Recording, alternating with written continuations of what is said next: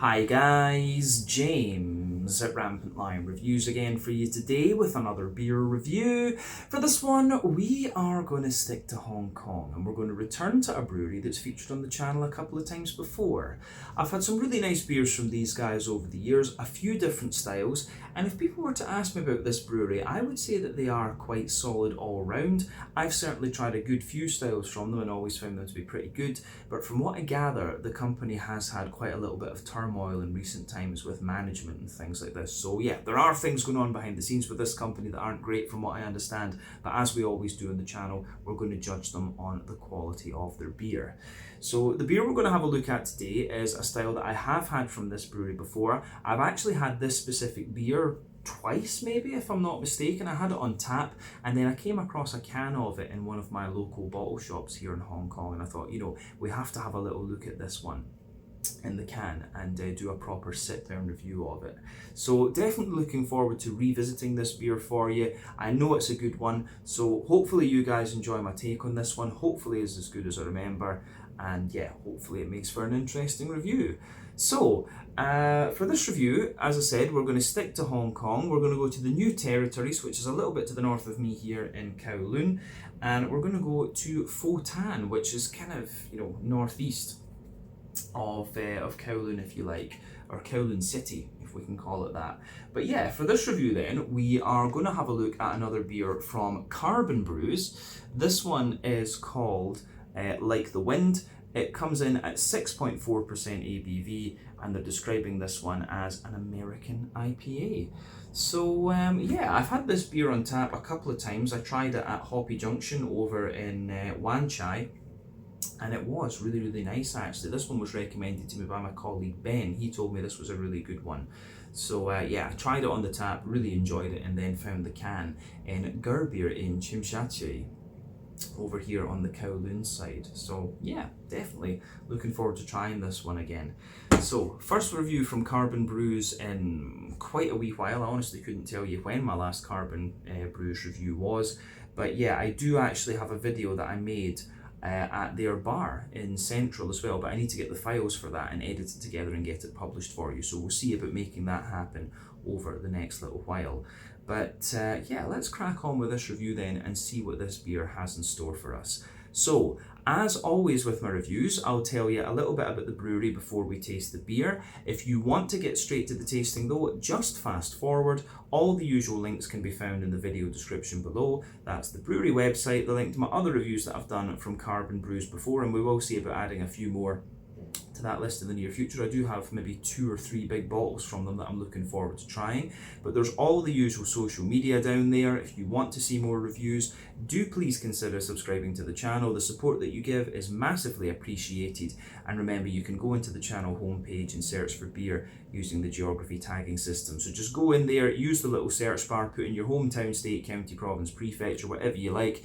If I've reviewed beers from the area that you search for, they will pop up. Failing that, you can check out the playlist of beers from different countries. You'll find this one in the Hong Kong playlist along with a number of other things, and we will be continuing to add to that playlist over the next little while, and we'll see what Carbon Brews have coming out over the next little bit.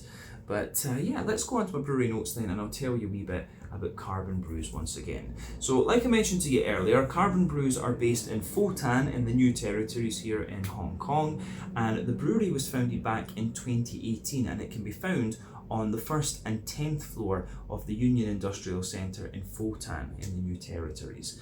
But this facility was previously home to the Hong Kong branch of Kiyuchi Brewery from Ibaraki over in Japan, who were brewing the Hitachino Nest beer here, and they established this facility back in 2015. So the original general manager of the brewery was Chris Wong, who's one of the godfathers of the Hong Kong craft beer scene. He was previously an accountant and also co-founded Hong Kong Brewcraft, HK Brewcraft, and Heroes Beer Company, while also working for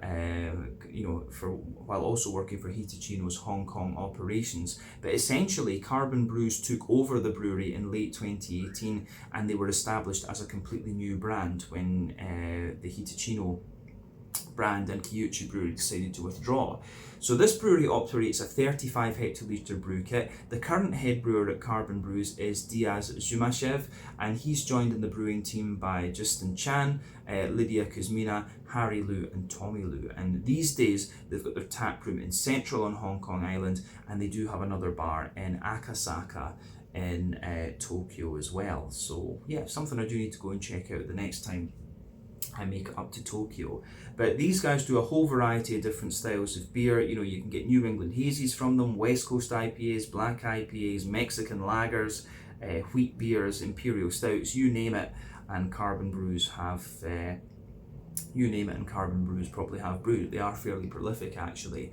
But as of April 2023, or March 2023, sorry, 2024, I'm mixing all this up.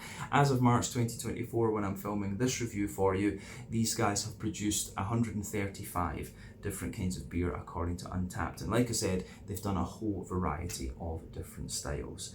But yeah, let's go on and have a little look at the beer itself. So as you can see, this one is a little 330 milliliter can there. So this is brewed actually as a collaboration with a guy called Christopher Doyle, who's known in Chinese as Du Ke Feng, if I'm pronouncing that correctly. Probably not, still don't have much of an idea of Cantonese, but this is his Chinese name. He's a well-known cinematographer here in Hong Kong, and I think this is one of a few collaborations that they've actually done involving him, but that's him on the can there. So if you look at the artwork, you can see him there with I think that's some of the guys from the brewery, not 100% sure, but yeah, Christopher Doyle is a very well respected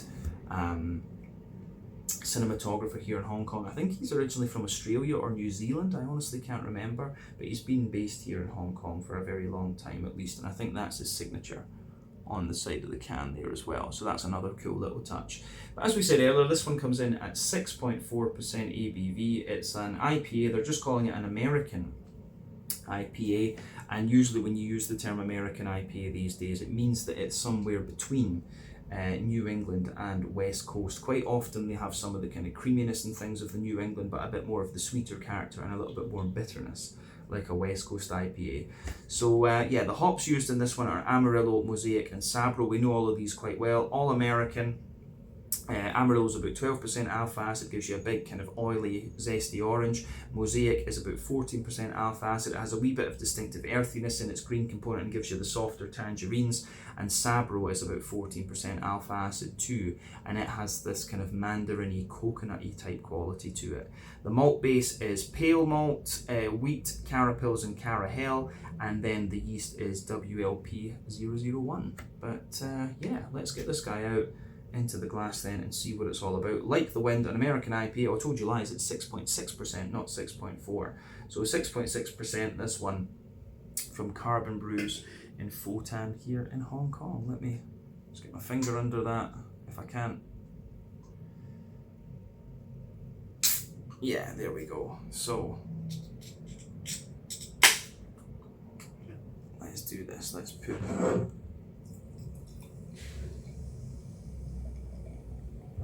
beer out and into the glass. So there we go. Yeah. Oh wow, the head's disappearing on that one quite quickly. So you can see when the beer poured, it had about a half finger of a frothy, I would have said kind of cream coloured head, but that obviously has faded away very, very quickly, just to leave a very, very kind of thin foamy layer on the top of the beer and a sort of foamy ring around the edge of the glass. But yeah, overall it does look pretty damn nice actually. Yeah, it's kind of what you would expect. This one's poured pretty much as you would expect from a beer that's termed American IPA. So in terms of the colour of this one, I would say that it's like a kind of, it's like a kind of rich golden yellow, maybe. It's not quite amber, I would say. But yeah, remember, the colour of your beer depends on a few things. One, the type of malts that you use. This goes a long way to determining your EBC rating. Two, length of your wort boil is going to play a role, because the longer you boil the wort, the more the sugars caramelise and thus you get a darker colour of beer. But any barrel aging that you do or adjuncts you put into the beer will affect its colour as well. And yeah, but you don't often have to care about that when it comes to different kinds of IPAs. But yeah, certainly a little bit of colour to this one as well, probably due to the presence of the carapils and the carahel. They're going to give you a wee bit more of a slightly amber note to it. Not too much in the way of visible carbonation, one or two bubbles sticking toward the side of the glass and a few little ones going up toward the bottom of the head there. But yeah, it looks pretty good, this one, I have to say. Decent level of haze to it. If I put my hand behind the glass there, you can see it's got a wee bit of a natural haze to it, probably because of the presence of the wheat, to be honest with you. But yeah, I don't think we need to say anything else about the appearance of this beer. It looks pretty much as you would expect from a quote American IPA. But yeah, I think we should go on and have a little look at the aroma then and see what this one has in store for us. Aroma section time.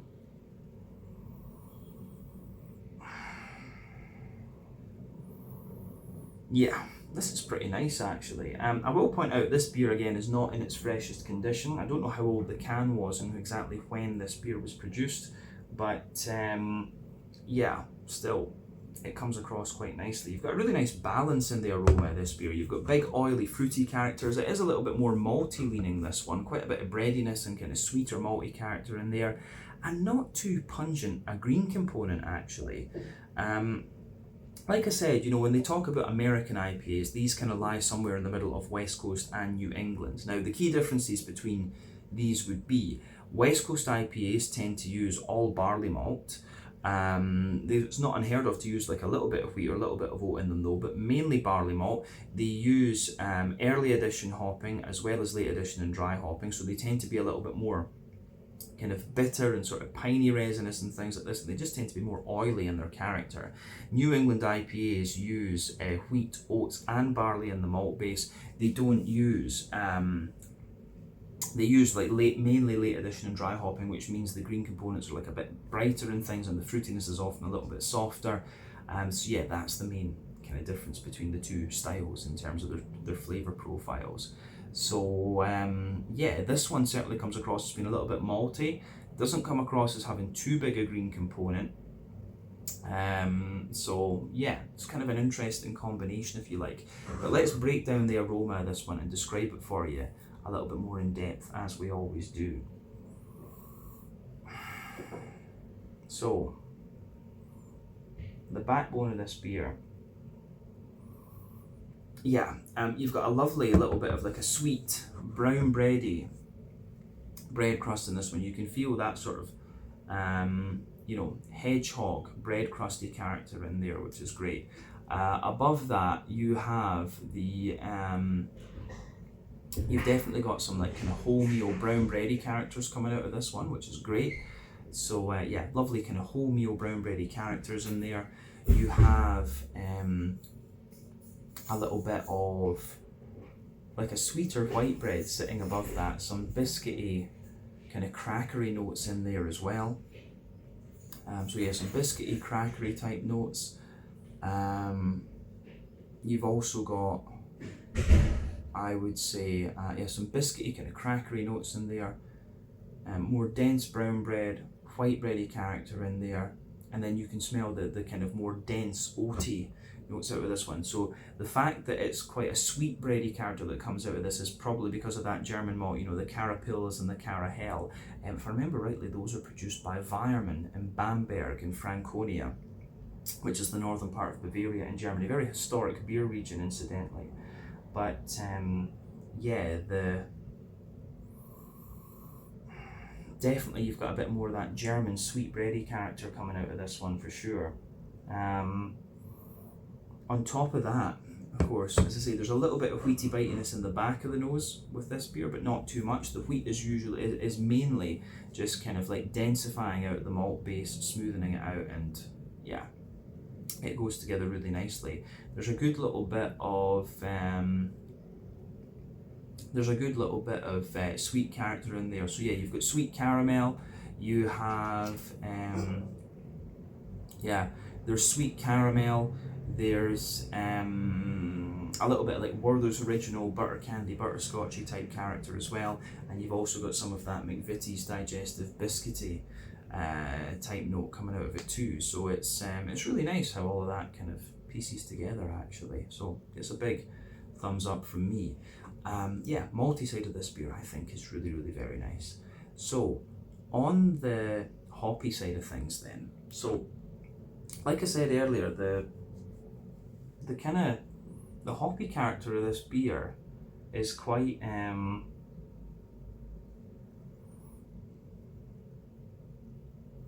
yeah, the hoppy side of this beer is quite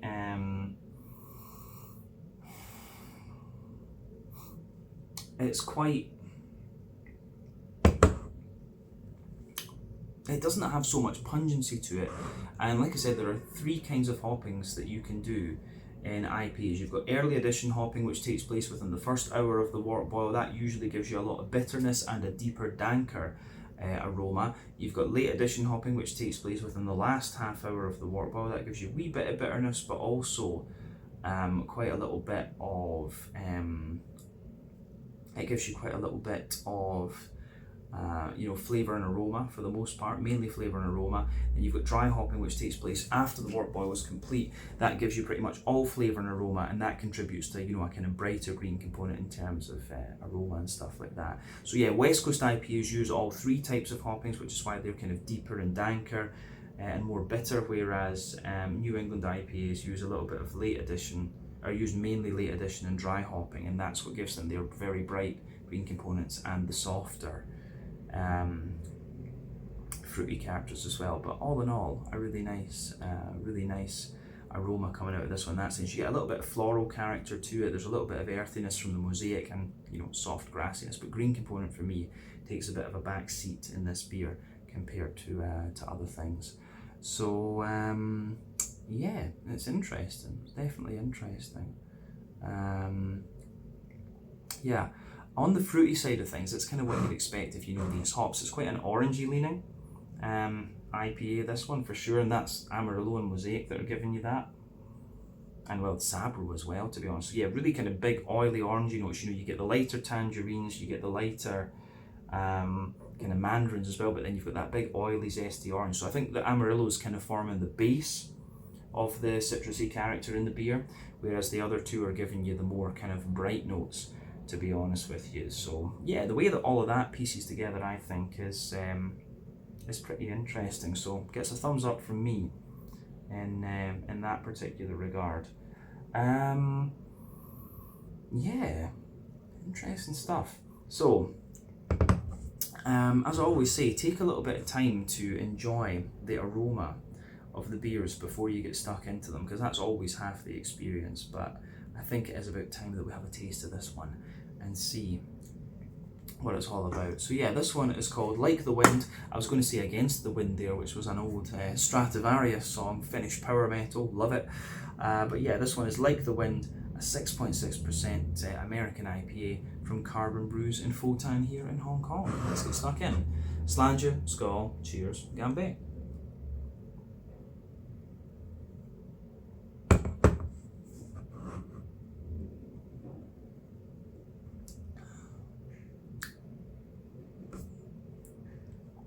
Yeah, that's really nice.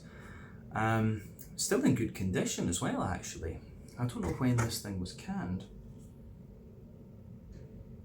I think back in, it says it's best before the 27th of September 2024, so I'm guessing it would have been brewed in September. Yeah, it would have been brewed in September of last year then. So yeah, we're drinking this one at about 6 months old actually, and it's still in pretty good condition. Certainly quite a malty leaning IPA, this one. A lot of breadiness and quite a bit of grainy dryness and things, but you're still getting the sort of malty sweetness, and it does give you a little bit of bitterness, in honesty, and lovely big oily fruity characters. And I do remember it being on the tap like that, having a bit more oiliness to it, but having a big kind of thicker breadiness. So yeah, the German malt in this one is behaving quite interestingly and quite nicely. But as you know, if you've watched the channel for any length of time, I'm a huge fan of my German beers, so this one is right up my street, no question about that. But yeah, nice beer, this one. Thumbs up to Carbon Brews, and it reminds me of why I wanted to do a sit down review of this one. And it's at 6 months old, it's still in good condition.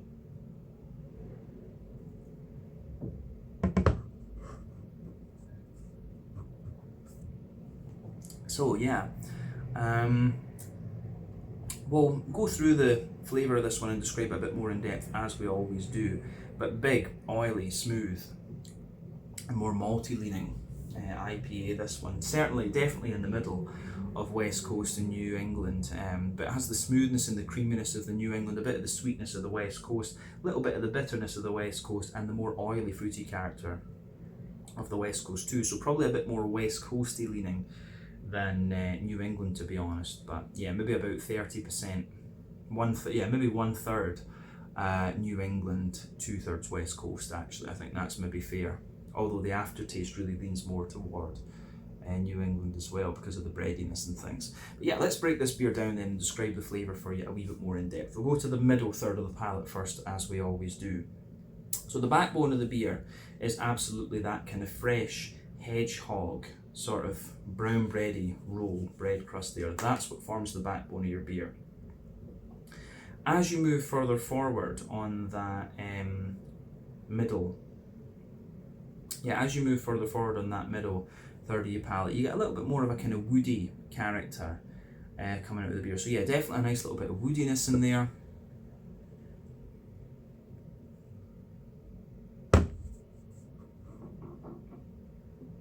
Yeah, so a nice little bit of woodiness in there. And then on top of that, you do get a little element of cracker. On top of the woodiness, there is a wee bit of like a Jacob's cream cracker sort of thing going on with this beer. But then yeah, above that you start to get the German breadiness out of this one, so you can feel there's a layer of quite dense and quite sweet there's a layer of quite dense and quite sweet wholemeal brown bready character coming out of this one. So yeah, that comes across really nicely.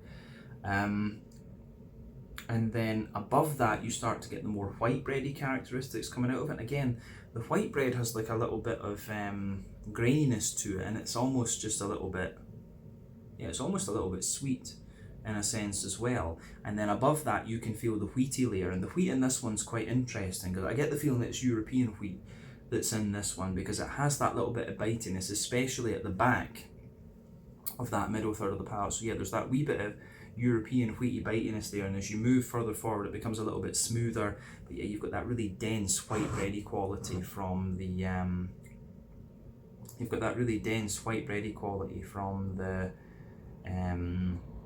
malt in this one. So yeah,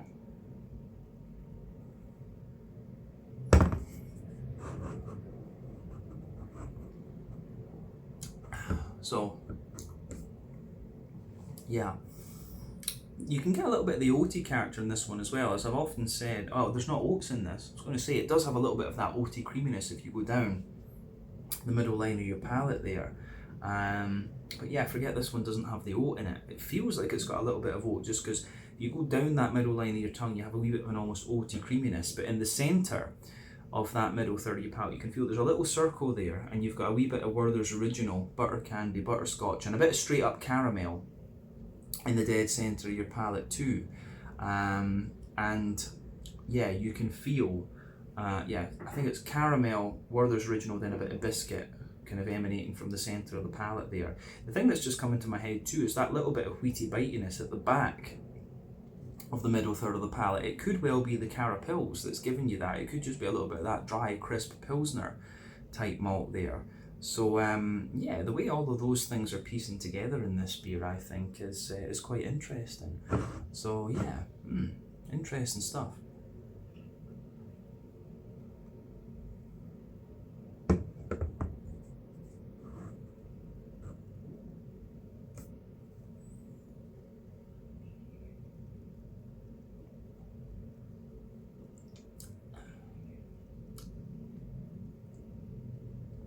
Yeah, the way that all of that pieces together is really nice actually. So it does get a thumbs up from me on the malty side.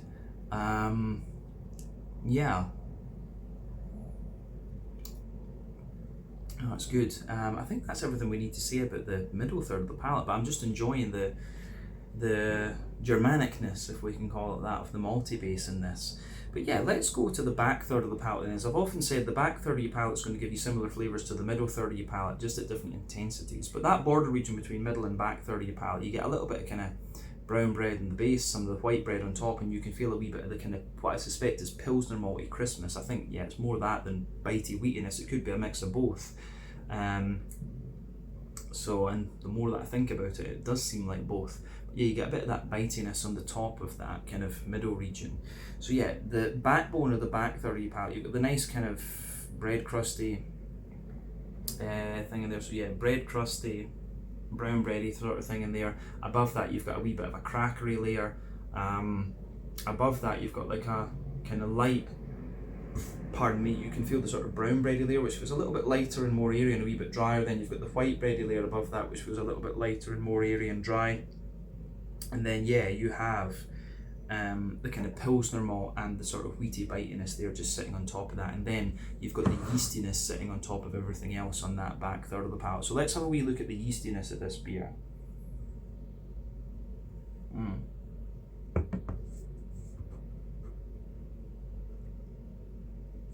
So the yeastiness of the beer is you've got that like a sweet kind of wholemeal brown bready centre in there.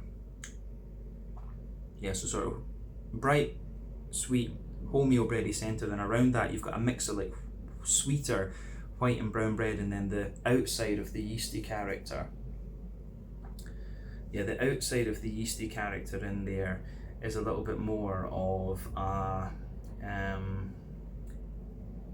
yeah, a little bit of that kind of fresh, kind of brown bready. Yeah, there's a little bit of that more kind of fresh, like brown bready, kind of hedgehog bread crust in there, which is interesting. So yeah, the way all of that pieces together, I think, is really quite nice.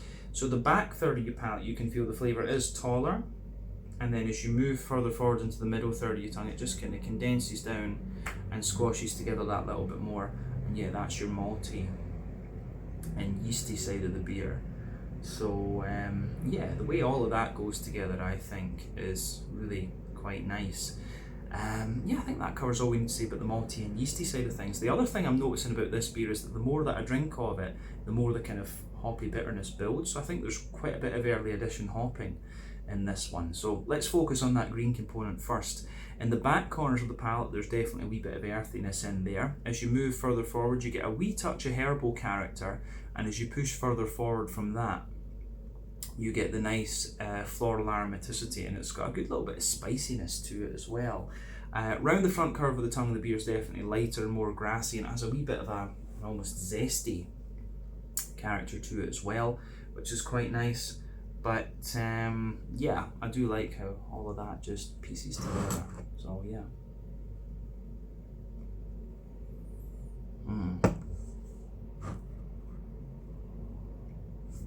But yeah, on the yeah, I think we should move to the front third of the palate now and the fruitiness. So front third of your palate, the border region between front third and middle third of your palate, you get a nice little bit of kind of brown bread in the base, and it's still quite sweet. The white bread sits on top. You do get a wee bit of the Pilsner malty dryness there too, but the base of that front third of your palate, you've got the sweet kind of hedgehog roll bread crust, the brown bread on top of that, the white bread, and then you get that nice oily bubble where the juicy fruity esters roll their way out of the beer. So yeah, the fruity side of this beer is quite it's really quite nice as well. It's really orangey, which is right up my street, and then the sweeter malty backbone that this beer has, these are things that are all kind of in my mind, if you like.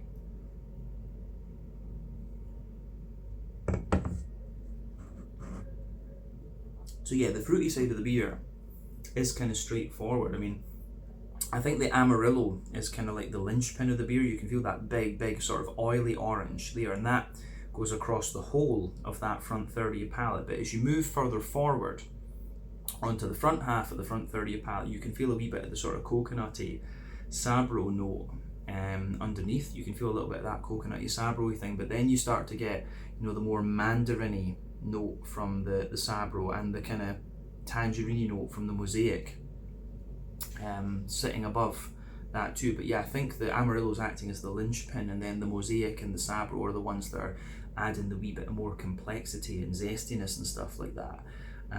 So yeah, really interesting combination of flavours going on in here, but not unexpected when you see the actual hop bill and malt base and things like that in this one. But all in all, as I say, a really nice, really nice American IPA, this for sure. Yeah, definitely. I think 1/3 New England, 2/3 West Coast is probably a good descriptor of this one, or a good marker on what part of the spectrum it is. But yeah, I think we can round off the review then with a wee look at the mouthfeel. So for me,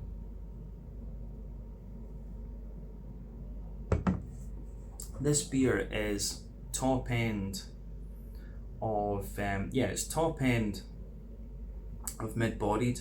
The carbonation is quite smooth. It has a good bit of like an oily slickness to it, which you kind of want from a beer like this, in all honesty. I think the IBUs are probably around like 60 or 70 in this one. It gets more and more bitter the more that you drink of the beer. The malt base, as we said, has a bit of graininess underneath, a bit of smoothness in the middle, and then a good bit of the kind of oily sweetness on top. And yeah, further forward on the palate, you start to get more of that zesty, oily, orangey character, which is really, really nice. So yeah, I like how all of that pieces together in this one. So yeah, interesting stuff, that's for sure. I think we can leave it at that for this beer. Really gets more zesty and more floral and spicy and stuff the further into the aftertaste that you go. But as I say, a very, very interesting beer, this one, and I'm glad I got the chance to do a proper sit-down review of it, because it's a bit more bitter in the can than I remember it being on the tap, actually. And I mean, this can is 6 months old, so maybe that is something to think about there, because you do, with beers that have a lot of early edition hopping, you do tend to get more of that sort of piney resin, spicy floral type note coming out of it the longer it sits as well. So yeah, interesting stuff. But let's leave it at that for this one. This was Like the Wind, a 6.6% American IPA from Carbon Brews in Photan in the New Territories here in Hong Kong. So yeah, once again, thank you for watching my beer reviews. Until the next time, please like, subscribe, share, all the usual YouTube stuff. Let me know your own thoughts on this beer in the comments section below. Let me know what your favourite beers are from Carbon Brews as well, and we will see about returning to these guys again at some point in the near future when they release something else. I've got a few big bottles to look at from these guys. I think there's maybe 3 or 4 of them that we can have a look at in the future. But yeah, thank you again for watching. Check out my social media, check out Carbon Brews social media, and I'll see you guys again shortly. Slàinte, skål, cheers, and gambe.